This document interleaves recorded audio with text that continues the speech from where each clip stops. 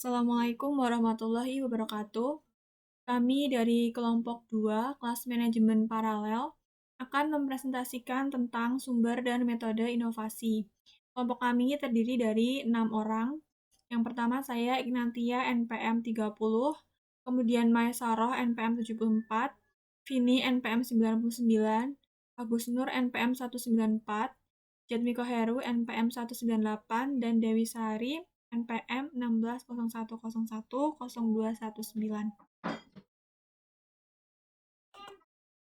Selanjutnya, kami akan membahas tentang dari mana inovasi itu berasal.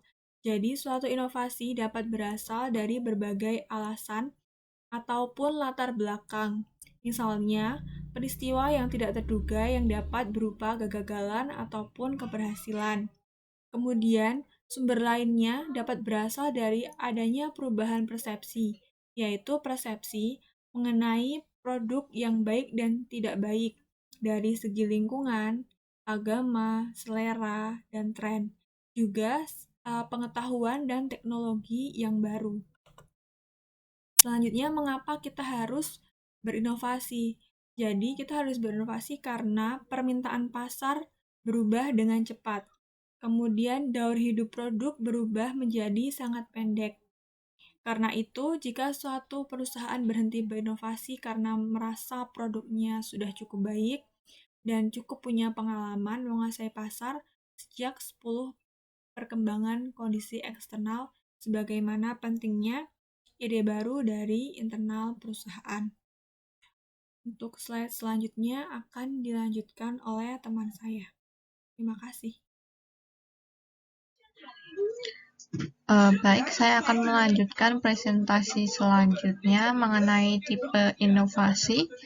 Tipe inovasi sendiri ada 5 bagian. Yang pertama, inovasi produk.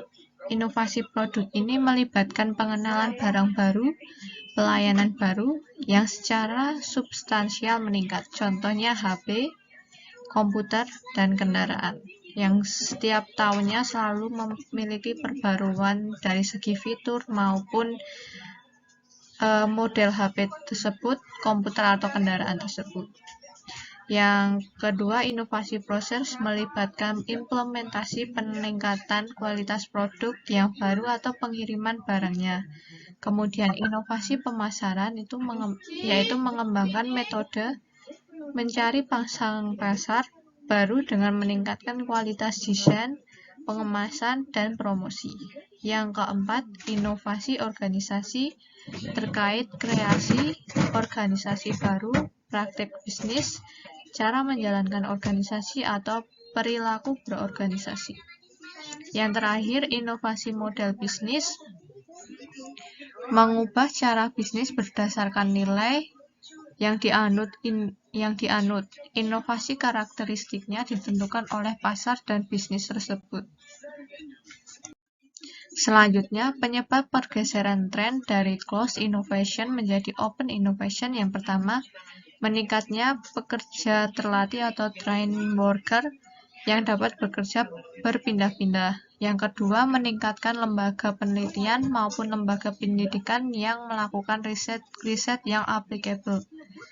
Yang ketiga, mulai berkurangnya pengaruh Amerika Serikat di dunia. Yang keempat, tumbuh pesatnya modal ventura. Yang kelima, menurunnya pasar oligopoli. Selanjutnya, konsep predator-prey, yaitu suatu inovasi yang sukses adalah inovasi yang berkembang dengan efektif dan efisien. Konsep dasar predator-prey adalah ketergantungan dan evolusi dari tiap stakeholder dalam siklus timbal balik inovasi, di mana perubahan pada inovasi A mendapatkan tempat untuk seleksi alami dari perubahan inovasi B dengan mempertimbangkan predator atau pihak pemakan dan prey atau pihak dimangsa. Terima kasih. Selanjutnya akan disampaikan oleh teman saya. Evolusi inovasi dan ekosistem inovasi. Evolusi inovasi terdiri dari ekosistem yang secara bertahap bergerak dari kumpulan ide acak ke komunitas yang lebih struktural. Yang selanjutnya, ekosistem inovasi merupakan sebuah kiprah perusahaan untuk bersaing menjadi yang terbaik dan erat hubungannya dengan sebuah kompetisi. Kelemahan predator, prey concept, dan perhitungan Lotka-Volterra. Kelemahan sistem tersebut bahwa populasi spesies mangsa akan tumbuh tak terbatas secara eksponensial bila tidak adanya predator. Yang kedua, Lotka-Volterra memberikan solusi mudah untuk perilaku yang tidak realistis dari predator-prey equation dengan mengganti istilah pertumbuhan eksponensial dengan ekspresi pertumbuhan logistik. Model ini memicu berkembangnya ide pemodelan pertumbuhan antara spesies yang berinteraksi. Selanjutnya, need and want pas. Kebutuhan sendiri merupakan aspek psikolog manusia sebagai dasar bagi manusia dalam melakukan suatu usaha. Dan keinginan sendiri merupakan sesuatu yang diharapkan seseorang di samping sebagai pemenuhan kebutuhan hidup. Untuk selanjutnya, marketful versus teknologi pas. Untuk marketful artinya saat penelitian dan pengembangan teknologi baru mendorong pengembangan produk baru. Saat ini banyak perusahaan yang menitik beratkan pada penelitian ilmiah. Untuk teknologi pas menunjukkan bahwa inovasi berasal dari kebutuhan masyarakat atau bagian tertentu dari pasar. Penelitian dikatakan sukses apabila mampu mengenal pasar, menilai dan mengidentifikasi kebutuhan. Berikutnya, metode inovasi. Ada beberapa metode inovasi. Yang pertama adalah ATM, amati, tiru, modifikasi. Amati yang berarti aktivitas pengamatan terhadap proses bisnis pesaing. Tiru, bentuk aksi dari mengamati dengan memanfaatkan kelemahannya sebagai peluang. Modifikasi, memberikan tambahan pada produk lawan yang ditiru supaya berbeda dan lebih menarik. Metode selanjutnya, scamper. Untuk scamper yaitu substitusi, mengganti bagian dari masalah yang berkaitan dengan proses maupun hasil sesuatu yang berbeda. Untuk C, combine, mengkombinasikan atau menggabungkan satu produk atau dua produk. Untuk A, adopt, mengadaptasi produk, proses dan jasa lain ke dalam bentuk proses dan jasa sehingga tercipta sesuatu hal yang baru. Untuk M, modify, magnify, minify, yaitu perluasan ide yang dapat memberikan nilai tambah atau wawasan baru. Untuk P yaitu path to another use, penggunaan produk another use, penggunaan produk, proses dan jasa untuk aplikasi lain yang berbeda dari saat ini. Untuk E-nya eliminate, elaborate, yaitu menghilangkan sebagian komponen untuk menghasilkan produk, proses dan jasa baru. Untuk R-nya reverse, rearranger, yaitu penyusunan ulang yang berbeda dari komponen atau prosedur yang sudah ada. Terima kasih Mas Agus Nur. Akan saya lanjutkan presentasi selanjutnya. Masih dengan metode inovasi. Metode inovasi selanjutnya yaitu design thinking. Apa itu design thinking? Proses menciptakan ide-ide baru dan inovatif yang dapat memecahkan masalah. Apa tujuannya? Untuk membantu organisasi mengatasi masalah sehari-hari, juga memperoleh keunggulan kompetitif. Metode kolaborasi yang mengumpulkan banyak ide dari disiplin ilmu untuk memperoleh solusi. Jadi dalam design thinking ini kita harus menciptakan suatu ide-ide baru dan inovatif untuk memecahkan masalah dalam organisasi tersebut. Selanjutnya masih dengan metode inovasi lagi yaitu quality function deployment. Apa itu? Metode untuk mentransformasikan permintaan dari user menjadi sebuah desain quality, desain yang kualitas, untuk menyebarkan function forming quality dan menyebarkan metode-metode untuk menjadi desain quality yang ke dalam sistem. Untuk apa itu? Membantu agar dapat fokus pada karakteristik produk maupun layanan dari sudut pandang segmentasi pasar, perusahaan, dan kebutuhan pengembangan teknologi.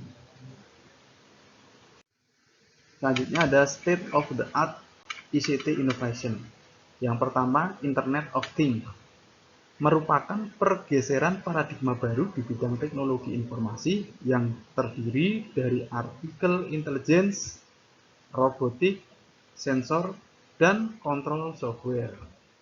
Menurut Aston tahun 2009, IoT merupakan sistem yang menghubungkan internet dengan benda fisik melalui jaringan kabel dan nirkabel yang menghasilkan internet. Dan yang kedua, penerapan sektor layanan IoT. Yang pertama, bangunan atau sektor industri dan industri komersial. Selanjutnya energi, sektor supply atau demand dan minyak gas. Yang ketiga, rumah tangga, infrastruktur, keselamatan dan kenyamanan. Yang keempat, kesehatan dalam perawatan dan penelitian. Selanjutnya industri, sektor industri, konversi dikrit, distribusi dan otomasi sumber daya. Yang keenam, transportasi, kendaraan, non-kendaraan, dan sistem transportasi itu sendiri.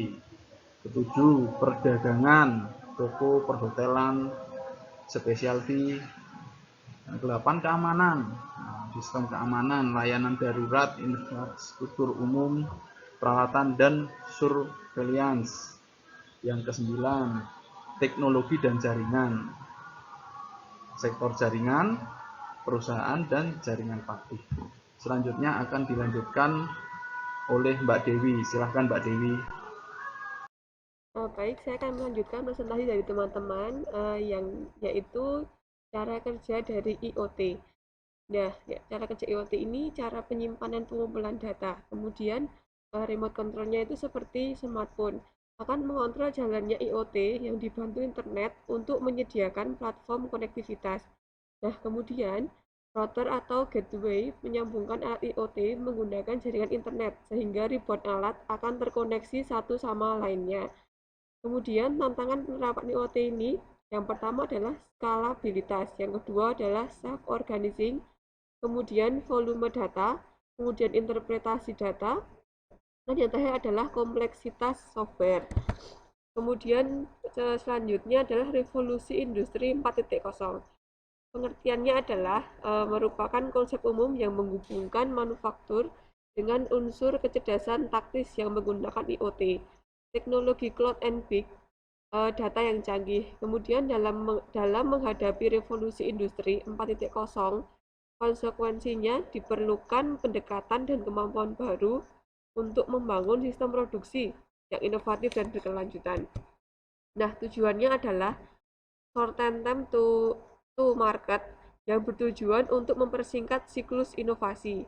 Kemudian produk canggih dan memperbesar volume data. Yang kedua adalah meningkatkan fleksibilitas. Nah, ini bertujuan meningkatkan fleksibilitas produksi massal individual dan produktivitas yang lebih tinggi. Yang ketiga adalah mendorong efisiensi.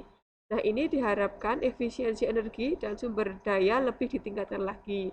Kemudian untuk karakteristiknya, yang pertama ada vertical network of smart production system. Yang kedua, horizontal integration via a new generation of global value chain network. Yang ketiga, acceleration to exponential technology. Ini materi yang bisa kami sampaikan. Jika ada salah dan tutur kata, kami mohon maaf. Wassalamualaikum warahmatullahi wabarakatuh.